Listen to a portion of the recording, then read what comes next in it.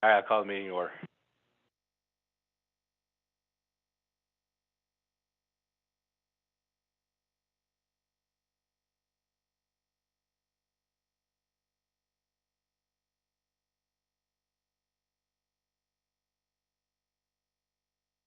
The meeting has been posted according to open meeting laws. All right, roll call. President Johnson. Commissioner Batani. Here. Commissioner Hayes. Here. Commissioner Lederhouse. Here. Commissioner Morat. Here. Thank you. Okay, we'll do citizen participation per Village Resolution 2017-01. Anyone wishing to address the Plan Commission during citizen participation will be allowed 5 minutes. Your subject can be anything, whether on the agenda or not. The Plan Commission should not engage in a discussion regarding comments because it was not part of the publicly noticed agenda. Upon conclusion of the citizen participation segment, members of the audience are not allowed further comment unless they are participating in a public hearing or if they are specifically allowed by a majority vote of the Plan Commission due to involvement in an agenda item. That said, power to audience. You'd like to once, twice. Okay, we'll close citizen participation. Move on to approve the Plan Commission minutes from February 14th. I'll make a motion to approve the Plan Commission minutes of February 14th, 2022. I'll second. Okay, motion and a second. Any discussion? All those in favor? Aye. Aye. Opposed? Motion carries. All right, item number 7, 3-lot certified survey map in town of East Troy off of Swoboda Road, PET 310008 within the village's extraterritorial plat review jurisdiction. Justin and Mary Rohr, applicant, application 2022-06. A possible recommendation by Plan Commission to the Village Board. Or Eileen? I'll just walk through my staff report. I suspect people are here to questions. But essentially, this is obviously not in the village, but it's within the extraterritorial area. The 3 lots, they're all over 5 acres. Essentially, you know, there are 2 flag lots, but there's nothing in our code that fits flag lots. There is no official map showing a planned road through the property, so that's a good thing. Essentially, from the village's perspective, it complies with the village's land division code. It has to be reviewed both by the county and the town of East Troy. So this is a recommendation from the Plan Commission to the village board, and there is a proposed motion for your consideration. First 4 are standard. The first one is standard, but then there's, you know, technical corrections and, you know, things that have to be, you know, on the certified survey map before it gets recorded.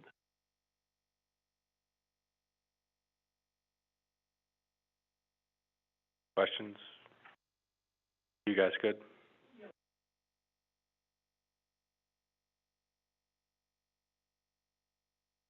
Okay. Is there discussion amongst the group here?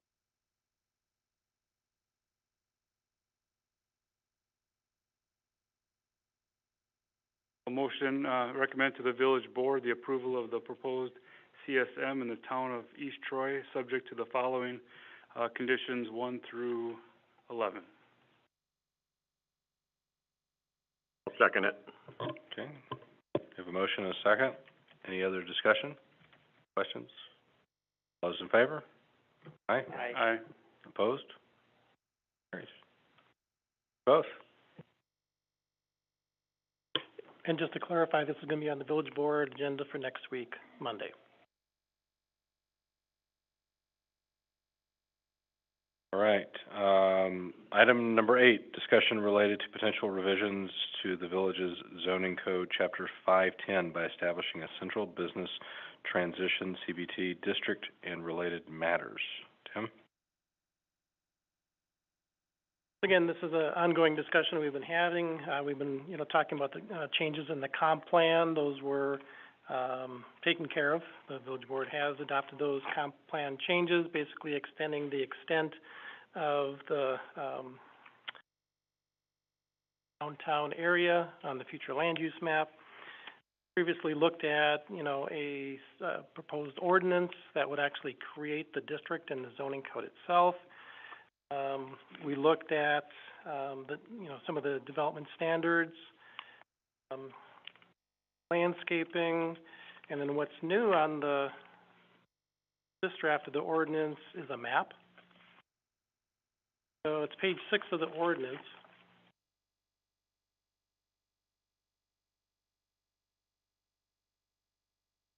So the central business district is getting a little bit smaller.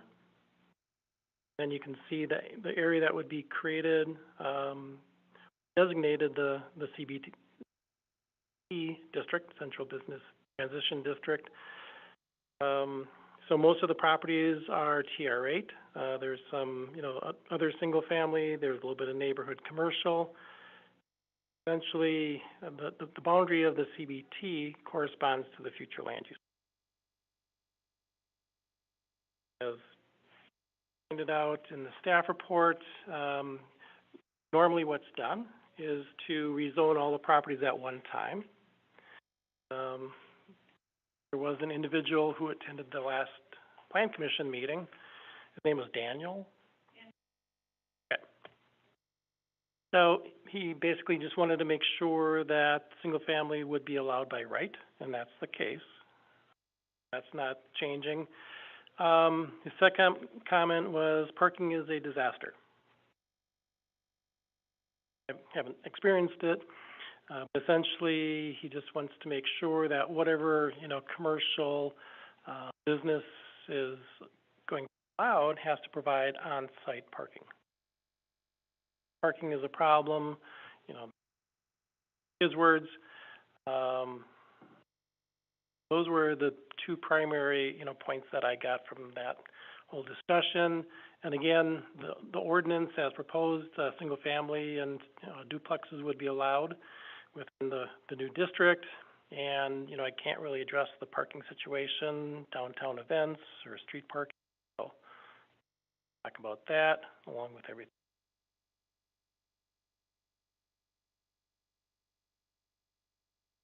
Tim, is there anything that would be unconforming as today? I mean, I know it'd be grandfathered in, but way off?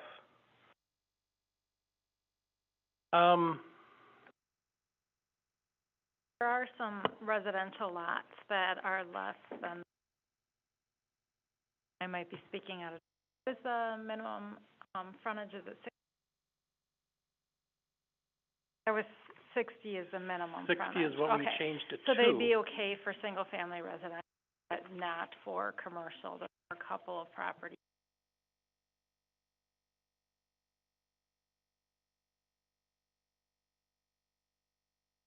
So look at that map again, the kind of the tan color is the TR8. Essentially what we did was to model the development standards in the new district to correspond essentially to that TR8 zoning classification.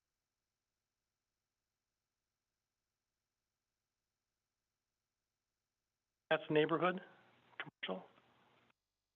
I couldn't even tell you what's there. That's W garage, yeah. And then the daycare. Okay. Yeah.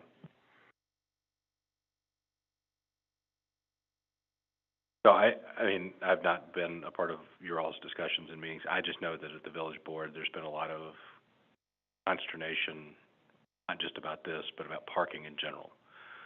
That is one in a series of comments that at least have come to the village board about that, as things have been, when we were doing design of the rework on ES prior to, I guess, in 2020 when we were designing that, there was concerns about parking, concerns more about parking with the restaurant and others. So I don't know how your conversations have gone about that, though.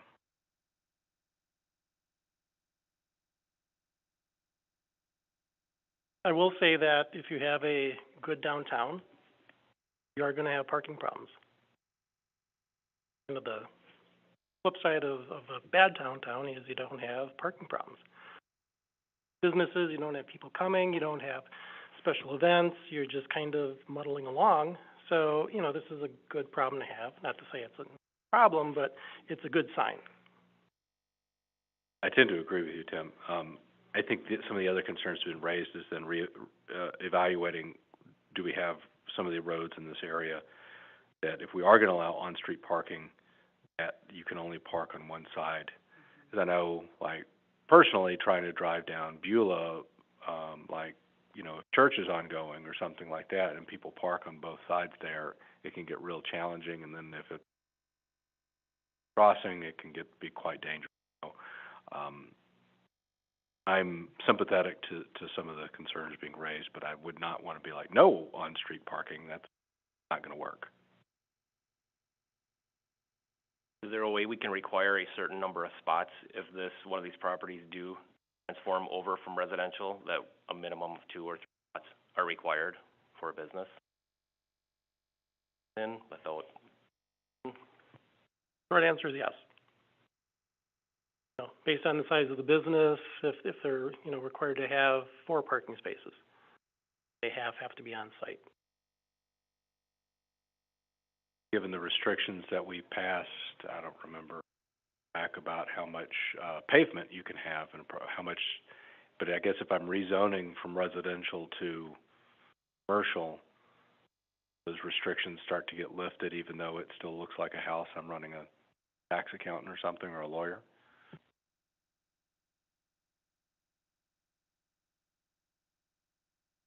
Can I restate that? I'm sorry, I didn't follow it. So I know a couple years ago, the Planning Commission was working on ordinance changes to how much, like, I you know, in my house, I can't go, oh, I've got, you know, 5 kids, and so I want them all to have a car, and, you know, and I'm worried about parking on the street in the wintertime, so I'm gonna pave my whole front yard, and I know we passed restrictions on that and gravel driveways, you know, for new construction and things like that. So let's say one of these properties is today a, you know, single-family home, and I'm a lawyer, and I want my office out of there. You know, buy the property now, I rezone it to run a law firm out of it, and I need to pave some of the front yard to provide the parking like we're talking about. Am I gonna run afoul of that restriction, or am I able to do that because it is not single family anymore, not residential? So, in the new district, if you look at page 4 of the ordinance, we do have standards that address how, you know, what percent of the property can be impervious surface.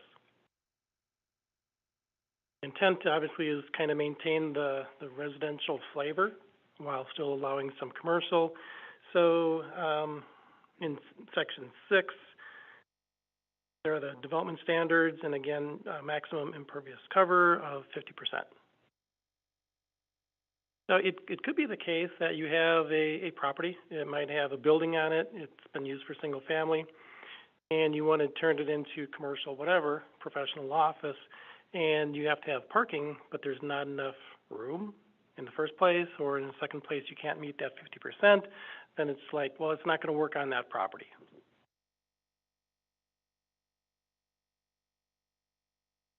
Sure, from an application standpoint, if you bring that, it's very clear to them about what, or if we're going to be heavy-handed about parking. I get why we're doing.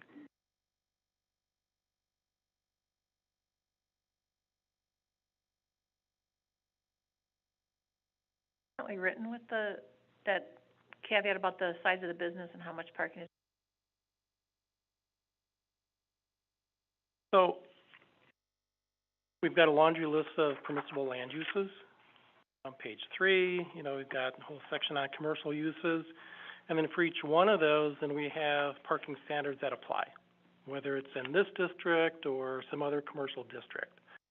So if you're doing an office, you have to have a certain number of parking spaces.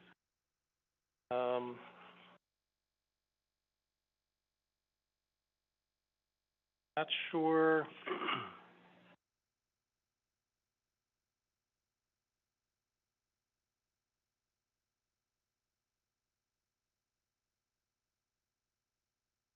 So in section 3 on that same page, number 3, under H,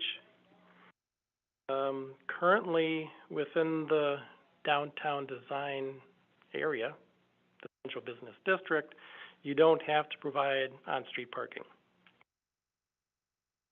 Unless you're doing residential, you have to have some on-site parking. So as drafted, it basically says within this CB, well, you don't have to provide on-street, off-street parking.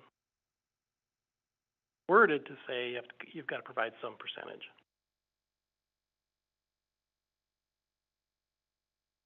That's gonna have to be reworded to allow or mandate some percentage of parking to be used. We're out until we can find a way to municipal lot. We have to make sure that we have it written in here, leave to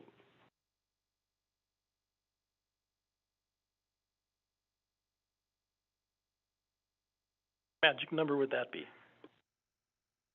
I wish I had a magic number, that's where you come into play. I don't know. The minimum of 2, and I don't know how to break it down. I almost think we have to word it in a way that we approach it per case. Have to have it written in there that at least we're going to correct it, I guess. Make sense? I tend to agree with you, Chris. If we were to say it, just for discussion, a minimum of 2, we want to be careful about, well, I'm the business owner, so I'm 1, and now you're 2, but yet I'm going to potentially have 2 or 3 people at a time coming through, so now I'm already overflowing. So I think that has to be addressed. The second that I think needs to be addressed is, to your point, Tim, about when we say the size of the business, and it's not necessarily the physical size of, the building, it's more about the nature and character of the business. An estimated hourly turnover or something like that. This is where I would look to you.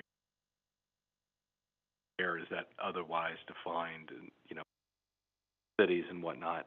And then again, 3, I think looking at these streets that are in this transitionary period or transitionary zone, where are we allowing parking today on both sides? Where are we restricting one side? Do we have any where we say no on-street parking? I think that would be helpful to see. Because, you may end up with, here's somewhere that we're only, we don't allow any parking, and we don't want to change that for whatever reason, and then, should those lots have higher requirement than potentially?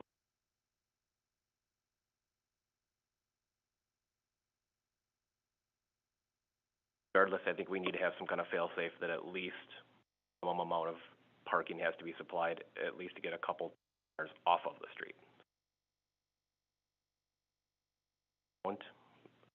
There is going to be street parking no matter what. A couple of them off of the street.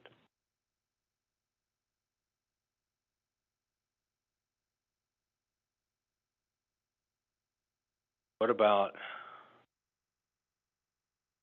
some of these? What if it's a business, a lot of deliveries, a lot of larger vehicles that may be not going there today? I know when we talked about potentially redoing Union Street on the back side of the square there and possibly making that portion between Division and Church one way, redesign, there was a lot of pushback from those business owners there of, but the back part is where we're getting our deliveries, and they do need the two-way there, even though it's kind of cramped for two-way when you think about it.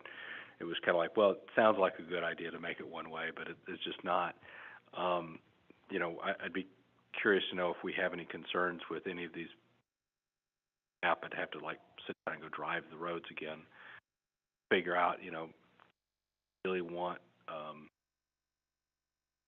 delivery truck coming through, not like just UPS. I mean unloading goods and I don't know.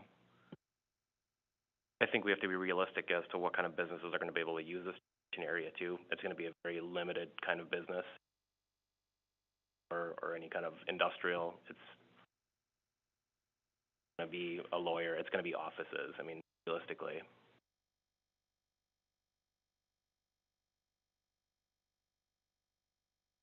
So it sounds like we have a couple of things for sure to come, to, for further discussion here.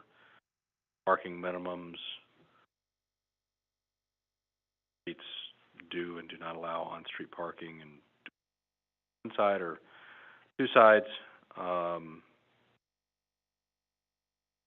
The discussion that put up here.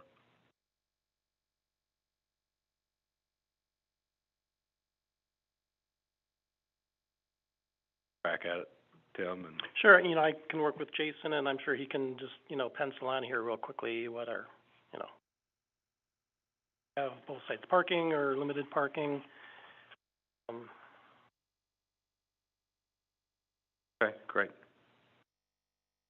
Any other items for Tim on this one before we move on?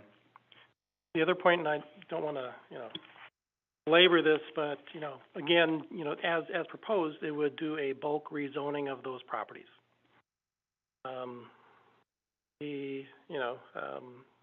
Letters were sent out to all the property owners that were affected early on with the comp plan change. There was some comments early, and we're notified that we're gonna be discussing this topic tonight.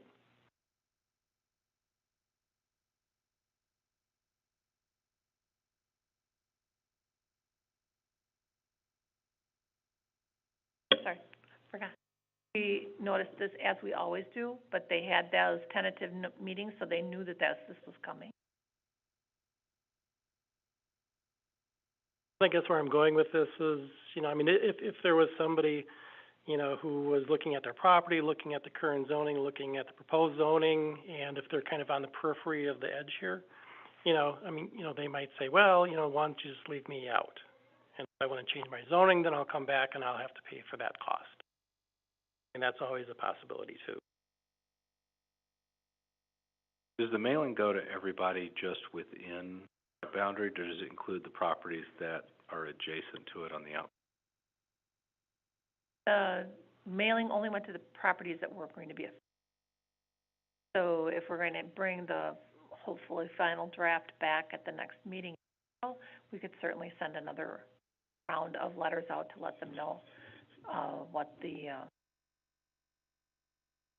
in the April. Do we typically don't do the lots adjacent? Only the ones that were right. But once it gets to formal rezoning,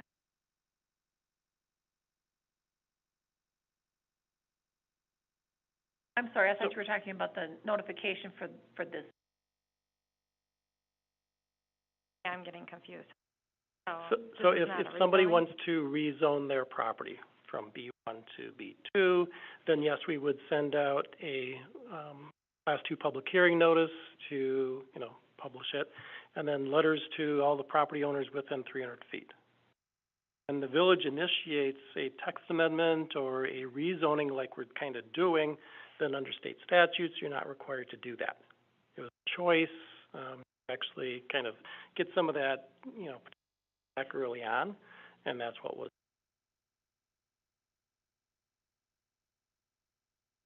Got it, and items. And then when we do those rezones and we send those letters out to the people within 300 feet, that's not required though by state, is it? That's Not- just our practice. Correct, and it's not even required in this instance where it's a dog.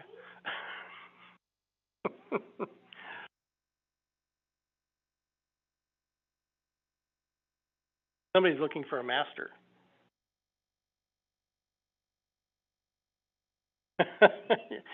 He's kind of like.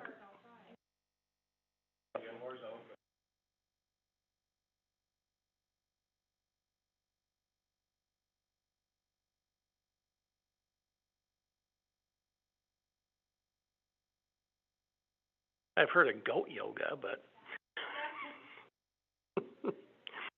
So again, certainly we can send out letters, but, it's not required. So, Okay. Anything else on this agenda item? So Dan's issues were addressed or respond to his paper there? Well, yes, single family is a permissible use. And he was just concerned about, parking in Parking. general, and then again, having, all parking being off-street. So yes, to some extent. I mean, did you have a conversation with him, or? No, this was, He just dropped it off? He came to the village board meeting. Oh. Right. Because that's when we did the public hearing. What was that, February? Yeah. so, yeah. Yeah, and, so he came and he made those comments, and then we got to the actual, approval, and so I actually mentioned that be on the March and April Plan Commission agenda, that should he wish to participate more, he should come to those discussions, so, but Tim's point, it was mostly about, family by right, and then wasn't really anything else. And he was not opposed in the spirit of what we were trying to do.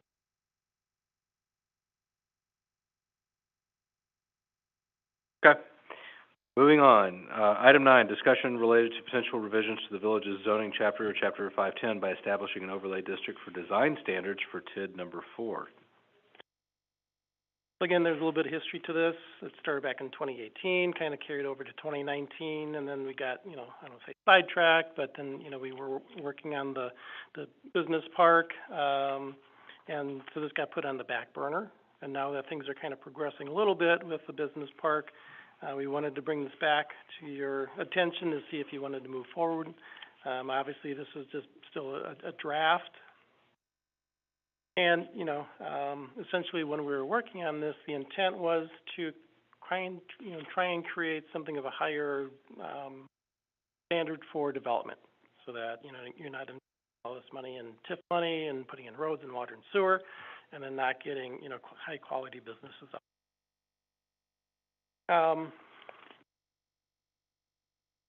In my staff report, I did note, that there's various, inconsistencies, but the things that have happened that may not have, been allowed under, what we drafted early on. So the first one is, section 510-201, where we have minimum floor area, based on the size of the property. Sure that we're getting, buildings that create tax increment to help pay back the loan. So that's one consideration. The other one is prohibited uses, the next section down. Essentially, we do allow limited outdoor storage. But in this case, there's, obviously MP Systems, it's a relatively small building compared to the property, and the bulk of it, bulk of the operation is outdoor storage.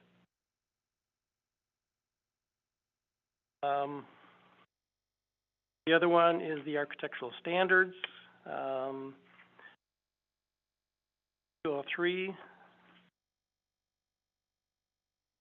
talking about exterior walls. Basically, just making sure that you just don't end up with large expanses of, concrete, so on and so forth, trying to break it up into, different, planes and elements. So again, some of those, buildings that are there may not necessarily, qualify or meet that standard. Not that they're bad or anything, it's just like, we just need to be thinking about if we were to adopt this, it would be kind of creating a different standard than what is already there. Eileen, you can jump in. Yeah, that was exactly my comment when I read through this. I was facing architecture. I know that some of what we have seen and been approving, that backside is really an expansion wall, because a lot of add on. So that might be something to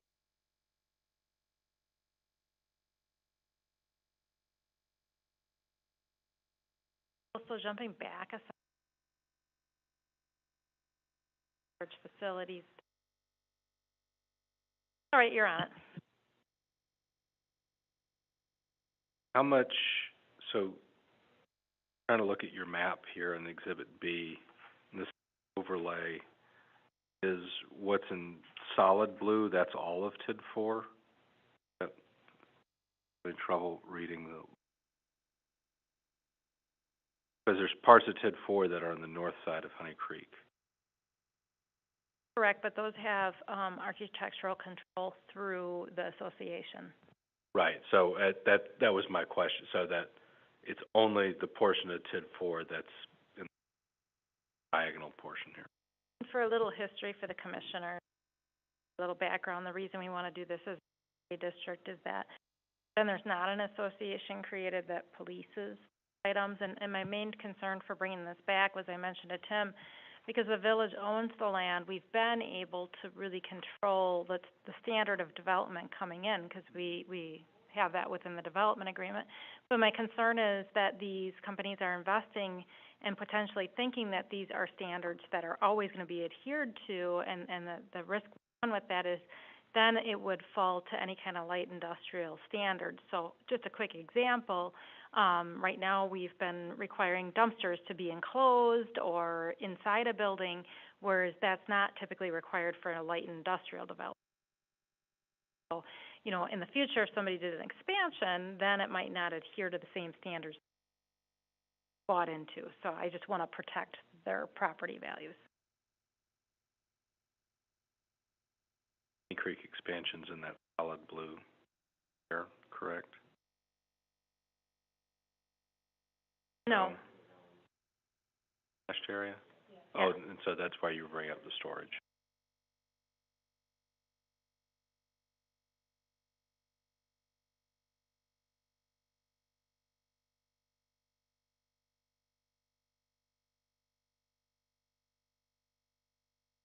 So again, you know, basically this was drafted well before the business park came to fruition.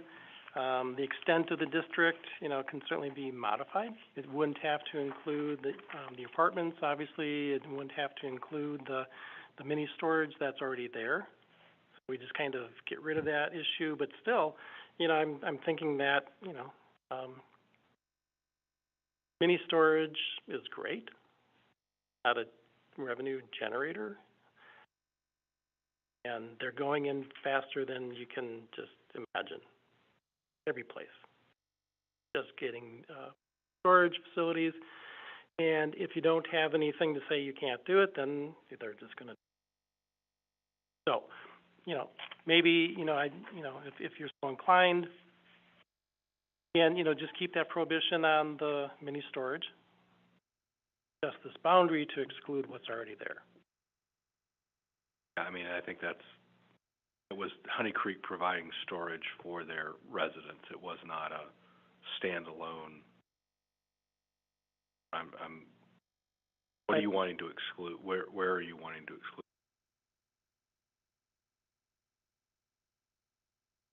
Talking about the development that was approved. Correct. Yeah, but I mean, it is open to the public as well, but their biggest customer.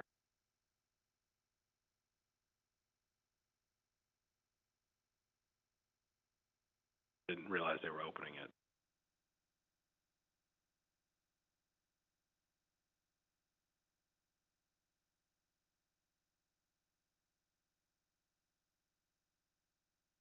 And, you know, not knowing where this was going to go, you know, I just wasn't sure if, you know, I spent a lot of time on this, and if you're so inclined to kind of keep it moving forward, then, you know, certainly I can, you know, work on this a little bit more, come back with any kind of adjustments that might be appropriate.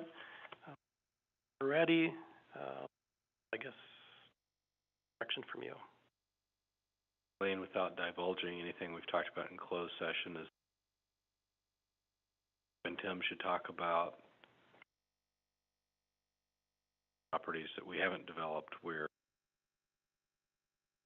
create problems for that.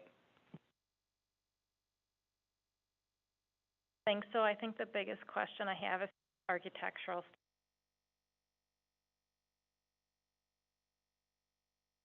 I don't want to go to a more stringent, approved with MAC and with MP systems.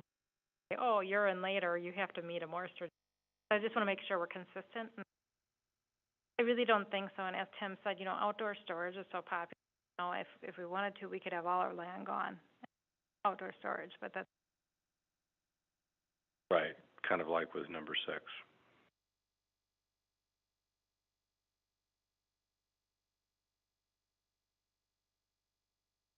Other feedback for Tim and Eileen?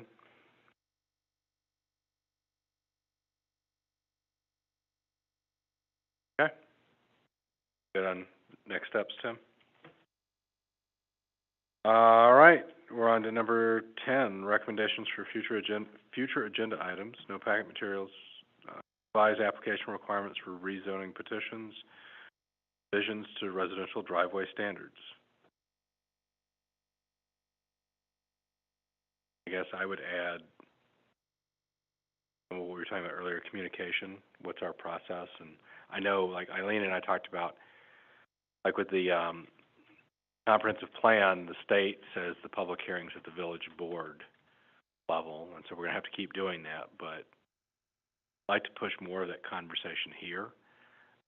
At speaking as a board member who's not always been as involved with the plan commission as maybe Scott and Forty have been, things come to us, and then it's like all of a sudden everybody comes out of the woodwork and they're all upset about it, and it's like, but you all have been talking about it for 6 months and nobody showed up, and so how do we figure out the better communication mechanism to encourage more? We'll never get it all, you know, taken care of, and that's fine. That's part of our job too. But and then I guess second is just how do we explain, like that overlay, everybody was like, oh, you're changing my zoning. It's like, no, not yet. Like the change to the zoning is what we're talking about tonight here.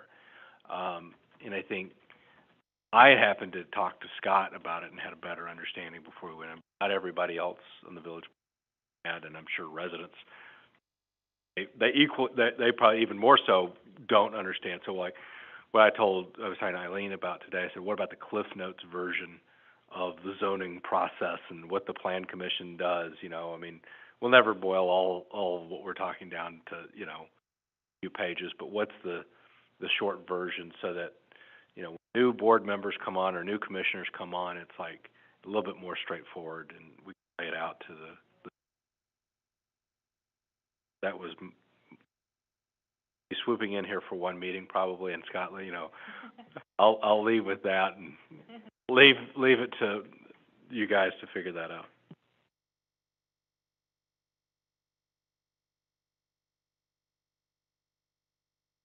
Anything else to add?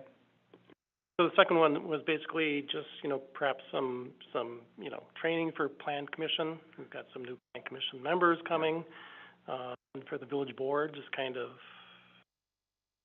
broad overview of.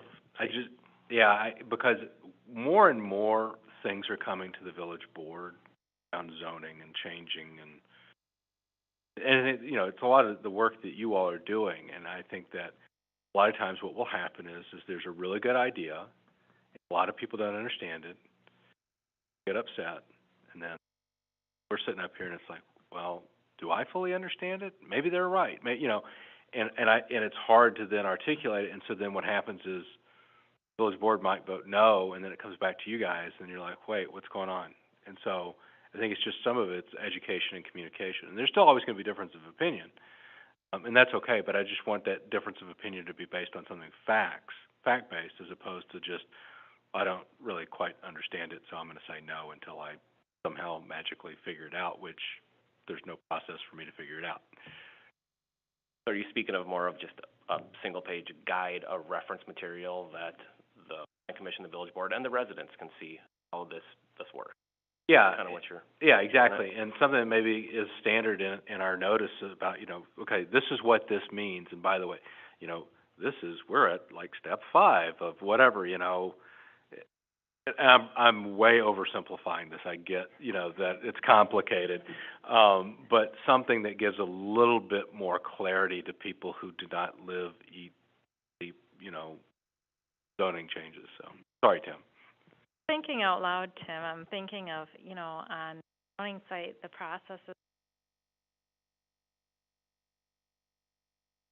I almost wonder if there's certain zoning almost like could happens, that you check to see if it's on plan use, and then it goes to the plan commission, it goes, but there's a lot of ifs, and that's what, I guess, if I'm picturing a flow chart, there's gonna be a lot of offshoots on there, because there's different circumstances. But I think that helps too with, one of the other things that we've received feedback on is, oh, well, people have not historically thought that we've made change through the comprehensive plan, that we're agreeing, and that I think you all and the board are trying to be more deliberate about what we're doing is in the comp plan, and we're not doing something off plan. Now, if the plan doesn't, like what we're talking about tonight, is not quite where we have a process to amend that, and we go through that, and so that people understand that a little bit more, and that it's not just, well, surprise, we decided to rezone you. I think that's where people have gotten frustrated, and they've heard stories from surrounding communities where they've seen unplanned growth or growth that they did not agree with, and I want to make sure that we have the right forum for that. Just at the very tail end, it's like no feedback, I hate it. It's like, okay, I want more constructive feedback, like on parking, like to our conversation. That's constructive. We can, work with that and how to address those concerns, and they're valid concerns. I think this issue, though, is a good issue. You bring up a good thing, and it's good in theory, but until people want to be engaged and want to get plugged in, everything that we do is not going to, we could put, the whole paper can be one big notice of the meeting, but until people look at it or read it or care about it, the reason it comes on the tail end is because then that's where the, the stuff hits the fan, and they realize, because we had that whole apartment complex, we didn't have anybody come in, but then when they thought that we were voting to build this thing like the next day, we had tons of people here, and people were engaged, but, every Facebook page or every flow chart that we do, it's not going to matter unless people actually care. I completely 100% agree with you. Just that one more quiver or arrow in the quiver to, just have, well, did you see this? Oh, yeah, I think I saw it. Okay, then, so. I agree with you, Roger, and something that Matt and I did talk about that I just want to remind the commission. Our zoning hub site also has the option for residents to sign up for alerts every time an app. So there's really not a reason they shouldn't have an opportunity to be aware unless they don't have access, because they can be delivered emails for a certain radius around an area for the entire village. They select what they want to be notified of. And I get them here at work, so I know it works. I see them when they come through. Any other items for future agenda? Next meeting is April 11th, 6:30. All